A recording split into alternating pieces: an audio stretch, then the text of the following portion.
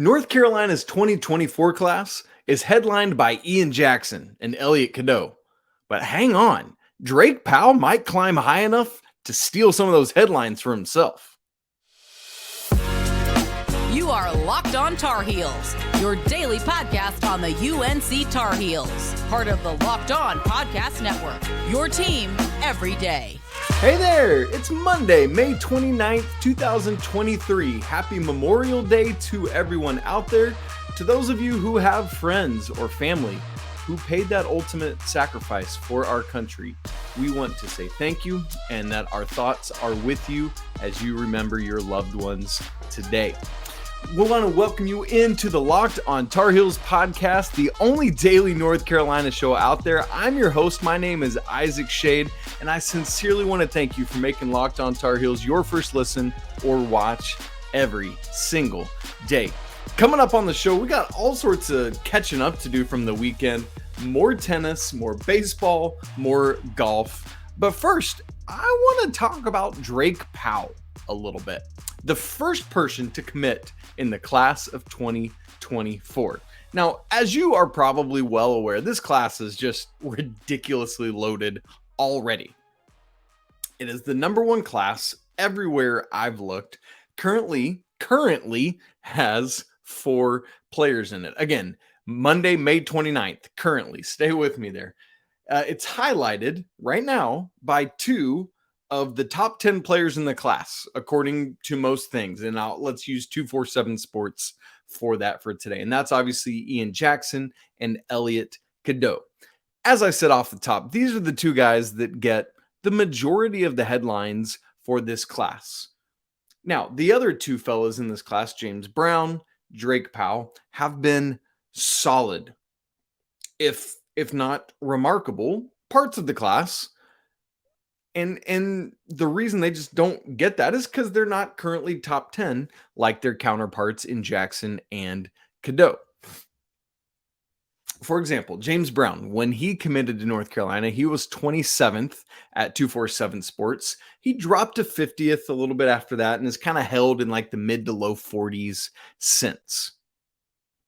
But the dude I want to talk about today is the one that is shooting up the rankings like a number one single out of nowhere on the Billboard charts is Drake Powell.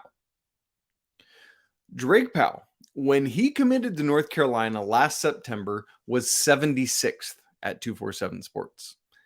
A little bit after that, he jumped 20 spots up to 56. And then in early March, like essentially March, April, May, June. So essentially like 3 months ago, was all the way to 19. That's an insane leap. But that's what this young man is doing. Now, the reason I want to talk about him today is not just because of that big jump that he made earlier in the spring, but also because we're wrapping up the EYBL circuit. The final regular part of that was this weekend in Memphis, and Drake Powell has just done work circuit after circuit after time. If you've kept up with him, or if you remember from when Drake Powell initially committed to North Carolina, so much of it was about who he was going to be as a defensive player. And nothing's changing with that. But what is changing is that the offense is starting to catch up to it. Now, hear me not saying like he's had some offensive revolution and that's overtaking his defense. I'm not saying that at all. Defense and athleticism is still the calling card for Drake Powell. Absolutely it is. I'm just saying that the offense is working its way there, and that's what is hurdling him up the rankings. For example, his shot is still a work in progress. It's not going to be, at least right now, his calling card. He's still got time to work on that, sure. But it is legitimate now to talk about Drake Powell as a two-way player. Not just, oh man, he's that defensive guy and does a little bit offensive stuff here and there. Or, boy, this guy can get a bucket on anybody, but couldn't guard, my computer mouse sitting here idly by, right? No, Drake Powell is legitimately moving into this two-way conversation, and you love to see that. And here's what I love about Drake Powell. From everything I've seen of him, from watching film and highlights and stuff, from everything I've read and heard from him from others, while his defense is still ahead of his offense, what's cool is that he's not just focusing on his offense and he's done if that doesn't work out. I think about like a baseball player who maybe he's not performing at the plate, but keeps playing in like his defense is just off the charts still. He's not letting his performance at the plate affect what he's doing in the field. It's the same thing with Drake Powell. What I love about what he's doing in a lot of ways, on days when the ball isn't going in the hoop, on days when his team doesn't need him to put the ball in the hoop, perhaps, he can and will still affect games in a major way. And that's happening in high school, and I fully expect it to happen when he gets to North Carolina. For example, a couple weekends ago, like the middle of May that weekend, following a weekend of EYBL action, Adam Finkelstein of 247 Sports said this about Powell. Quote, "On Friday night, I wrote about 3 players who impressed me despite not putting up big individual numbers. Well, no one has done that more than Team CP3's Drake Powell this weekend. The North Carolina pledge opened with 8 points on Friday night and actually went scoreless on Saturday morning. What's telling, though, do not catch this. That's me cutting in. What's telling, though, is when a player has an uncharacteristically poor game and still impresses. In Powell's case, it's, and he lists 5 things here. I want you to catch these: the competitiveness, the motor, the athleticism, the defensive upside, and positional size that all resonate regardless of what he's doing in the scoring column. And to be clear, this is still me quoting, while the offense may be a bit of a work in progress, there's no glaring mechanical deficiencies or physical limitations to suggest they won't keep improving." So I want to hit on 2 things there with what Finkelstein said about Drake Powell. Obviously, we've already talked about it, but you heard me through Finkelstein's words just say it again. Drake Powell, whether or not the ball's going in the basket, is affecting the game. And he lists these 5 things. Competitiveness. I love that. I love it about Drake Powell because you're getting someone that's coming in and is like, I'm going to do whatever I have to do to win a basketball game right now. If that's try to go out and get to the rim and get my team 14 points, awesome. If it means, oh, this dude's going off, let me shut him down, great. You tell me, coach, and I'm in. His motor, a guy that just goes and goes and goes. Athleticism. Need that in spades all the time. Defensive upside. We talk about it. These kids so often come out of high school and all they want to do is score. If you want to step your foot on a college basketball court and play meaningful minutes, you got to be able to defend as well. And then positional size. You'll get on the court anywhere if you can do that. And that's just, that's not something he's been able to do on his own. That's just a gift from God. And you say thank you and you move on about your business. But then the other thing, while we talk about that offense catching up, you hear what Finkelstein says at the end here. There's no glaring mechanical deficiencies or physical limitations to suggest they won't keep improving.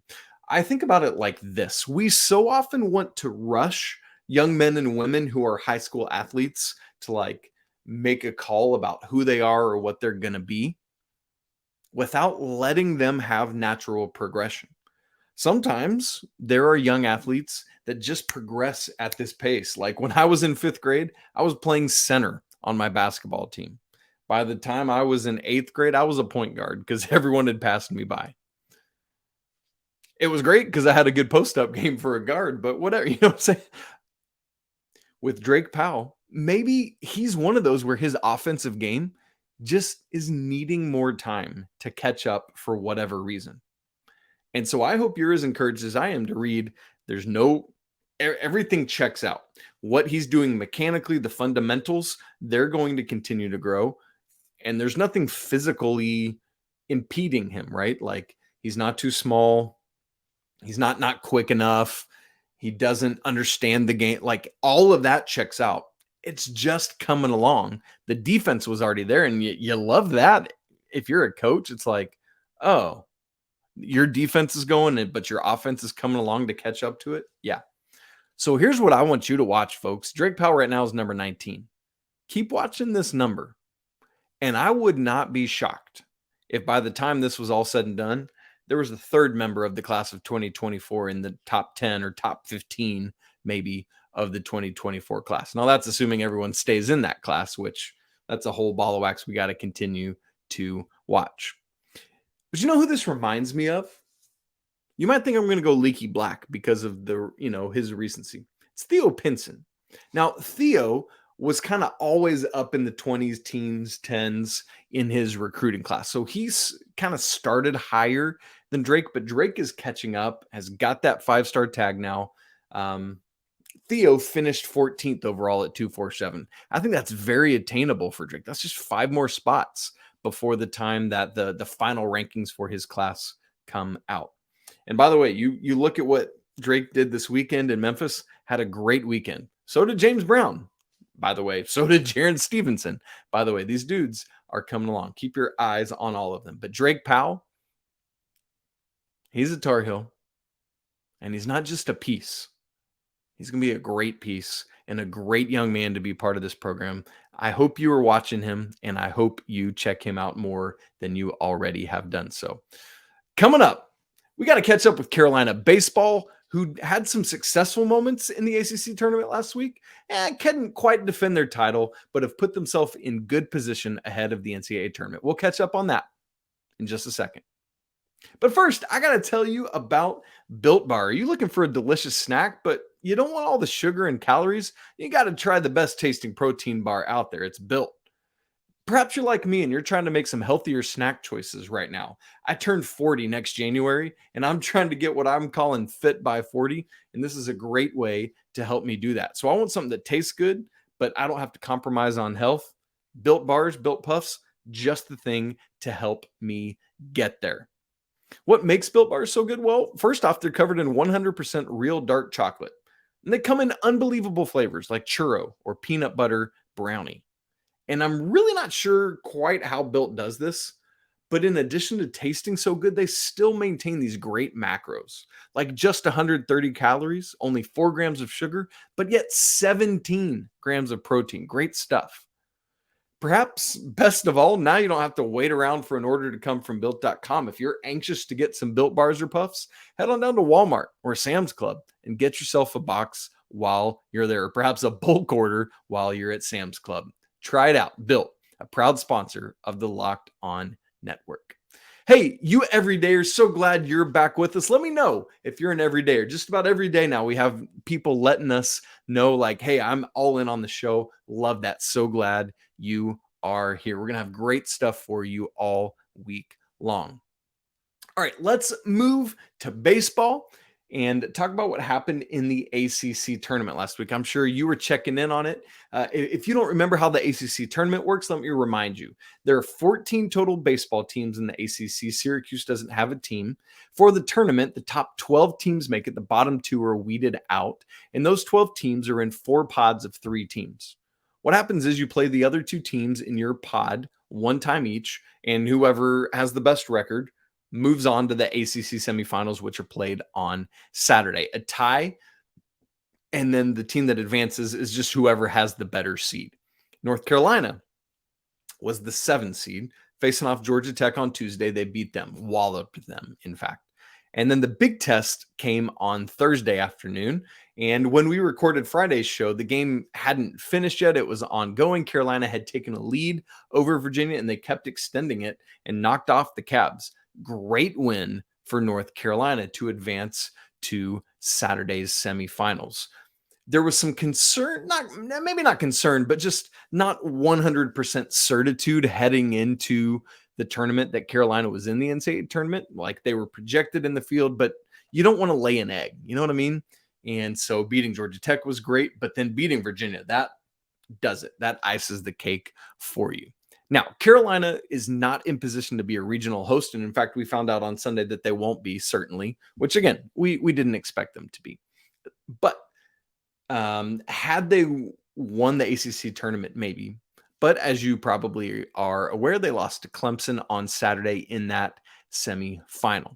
So then now where we're at is that we wait. And Monday, today, depending on where you're listening, when you're listening to this, in fact, the bracket might already be out. So for the ACC tournament, would have loved Carolina to repeat. You might recall they won the ACC tournament last year as an 8 seed, as a worse seed than they were this year, came out and did it. But again, for me, for how Carolina's playing, making it to that semifinal round was great. Would have loved more, but a semifinal step is wonderful. So again, today is Memorial Day. The bracket's going to be revealed, and then we'll fully know Carolina's destination and seed. If you've been tracking with things, you might know this. If you don't, Carolina's been kind of projected as a 2 seed in somebody else's regional, meaning essentially they're one of the top 32 teams in the nation. So as of Sunday morning's refresh, and this is obviously before all the conference championship games were played on Sunday, Carolina was projected as a 2 seed in the Nashville bracket, which is essentially Vanderbilt's regional. And so the teams they had projected there were Vandy as the 1 seed, the 6th national seed. Then Carolina as the 2, Arizona State as the 3, and Lipscomb as the 4.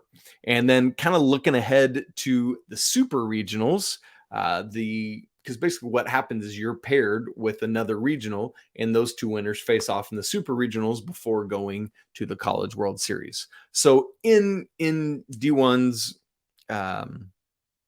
look ahead, what they had for the regional matched up with Carolina's was the Tuscaloosa regional, which would be Alabama, obviously, which would be in this projection the 11 seed, with Southern Miss as the 2, Samford as the 3, not Stanford, Samford. It's in Birmingham, Alabama, and then 4th seeded Air Force.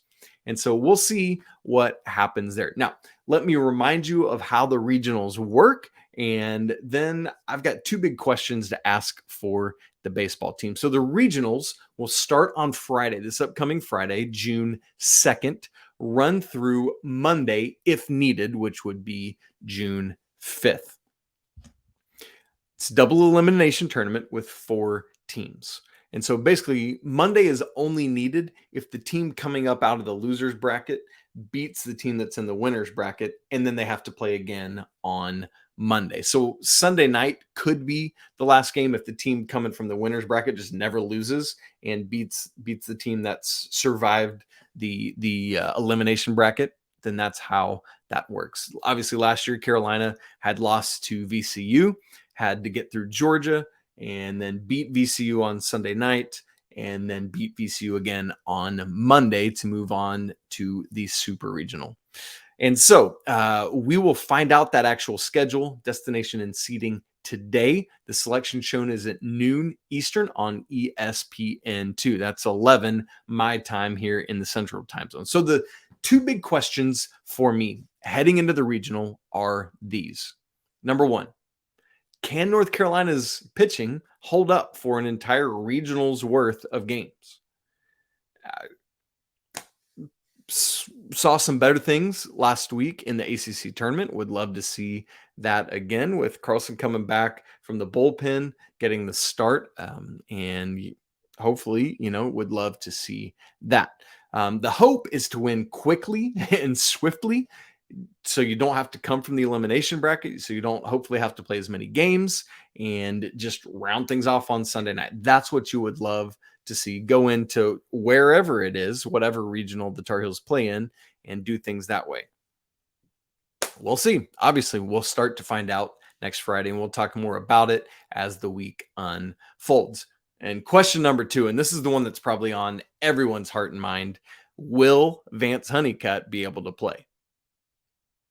And as a subset of that, if he can, at what percentage of himself will he be? Like, how many runs saved or scored is Vance Honeycutt worth for this team? And at what percentage of himself does that play out? Does that make sense?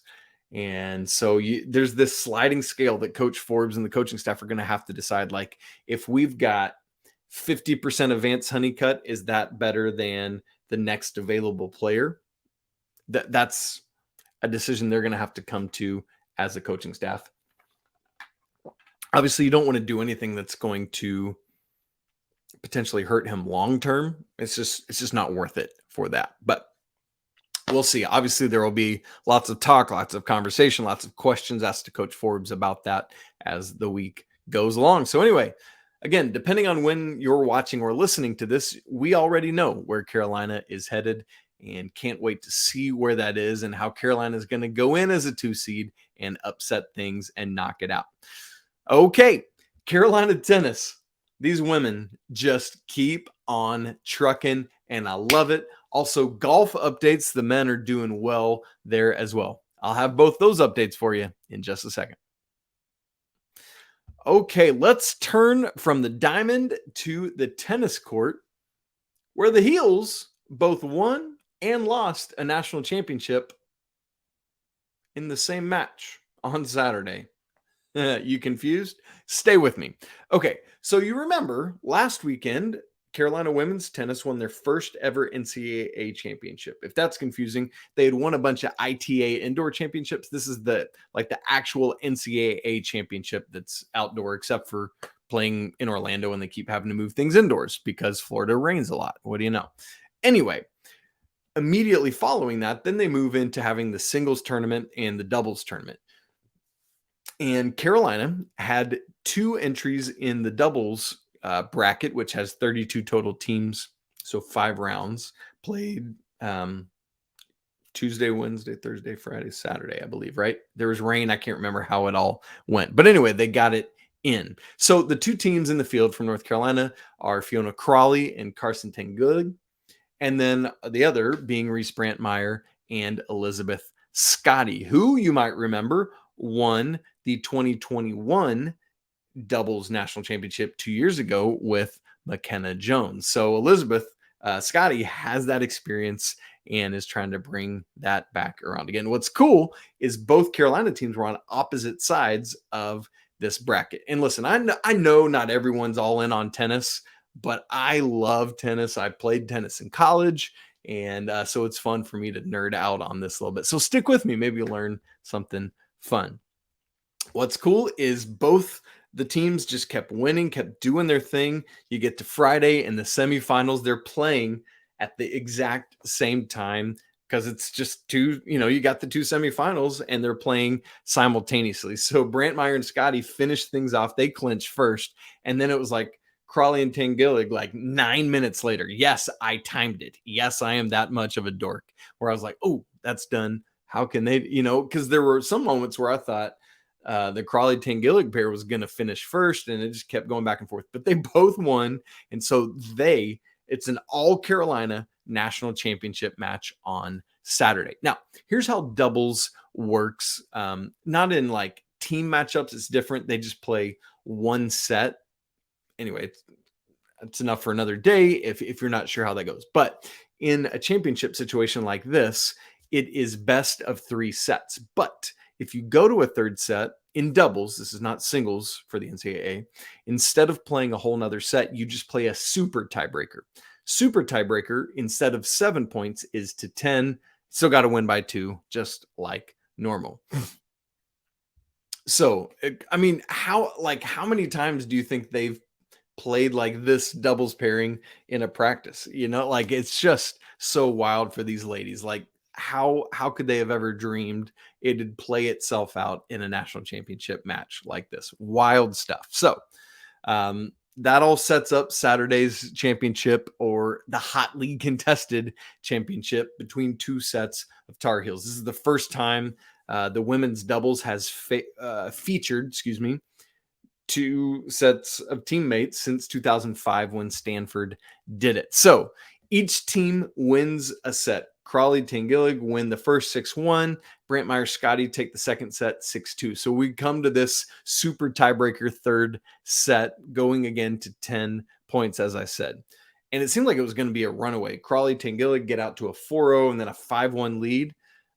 But Brantmeier Scotty come back, tie it up at 6. And then Crawley Tanguilig 2-0 quick run, 8-6. 2-0 response from Brantmeier Scotty, 8-all. And then just kind of shuffles back and forth. We're tied at 9. And then Crawley Tanguilig, they get the next 2 points to win the national championship with an 11-9 third set. And it's pretty crazy because you might recall that Carson was the one who clinched the team national championship game with a serve. She was the one that hit a winner down the line for this championship in the doubles. So a crazy week for Carson and obviously this whole team. You hate it because somebody has to lose and somebody has to win in this scenario, but still so cool for it to be an all Tar Heel national championship thing. And what a school year for Fiona Crawley, by the way, who just racked up national championship after national championship after national championship. And, obviously for Elizabeth Scotty, you hate it. She had a chance to win these 2 doubles national championships 2 years apart, but still to win one and to get back to the championship in the other, and to lose to your teammates. I mean, come on, that's awesome. Here's what's crazy, folks. These ladies are not going anywhere. For example, the singles lineup from the national championship match against NC State looked like this. Number 1, singles, Reese Brantmeier. She going to be a sophomore next year. Number 2, Fiona Crawley. She'll be a senior next year. Number 3, Carson Tanguilig. She'll be a junior next year. Number 4, Elizabeth Scotty. She was a senior. Could come back. You got that COVID eligibility. At 5, Riley Tran. She'll be a senior. And then at 6, Yargalata. I'm sorry. I always flip the G and the L for her. I'm so sorry. Yarlagata. Same as Scotty, was a senior. Could she come back? Use that COVID eligibility. So you could have essentially the exact same singles lineup as the national championship. Crazy stuff. Big congrats on just a dominant year for the women's tennis team. As a team, only lost the ACC championship. That was to NC State. Got the revenge in the national championship. Great stuff there. All right, one more quick update before we get out of here today. The golf national championships are also going on. So the team championship and the individual, I guess, truthfully, started on Friday. You've got 30 teams in the men's golf national championship. The Tar Heels were 4th after day 1, 3rd after day 2, and then finishing Sunday's action, they were back to 4th. 7 strokes back of number 1 Illinois. By the way, pretty cool. So it's kind of like you're playing for your team, but at the same time, your score counts for your individual stuff, right? So Dylan Menante is the highest ranking individual for the Tar Heels, but he's 2nd overall, just 4 back of the leader. So great position there. Now, here's where we go from here. On Monday, following those first 3 days of competition. So today we cut in half from 30 teams down to 15, and all those of individuals are still up for it. Plus the 9 next best so far keep going as well. And then on Tuesday, we cut it down to the best 8 teams. And from there, we move from stroke play to match play. So on Tuesday, there would be the quarterfinals and the semifinals. And then on Wednesday will be the championship, just a head-to-head 2 teams against each other. And by the way, when the individual would have already been crowned earlier after it had been cut down as well. So we're keeping tabs on what's going on the golf course as well. Y'all, Tar Heels just out here doing work all the time. You love to see it. What a great way to start off the week, celebrating great success over the weekend. All sorts of folks wearing Carolina blue and winning on the field of play. Hey, thanks again for making Locked On Tar Heels your first listen or watch of the day. If you would, go leave us a 5-star review anywhere you can find to leave reviews. You can follow the show on Twitter at Locked On Heels. You can follow me on Twitter at Isaac Shade. If you want to talk more in depth, you can shoot the show an email at lockedontarheels@gmail.com. Don't forget to subscribe to the show, smash the like button, and leave some comments, maybe congratulating all these teams on their great success, maybe talking some about Drake Powell. Hey, it's always a great day to be a Tar Heel. Cannot wait to be right back with you tomorrow, but until then, peace.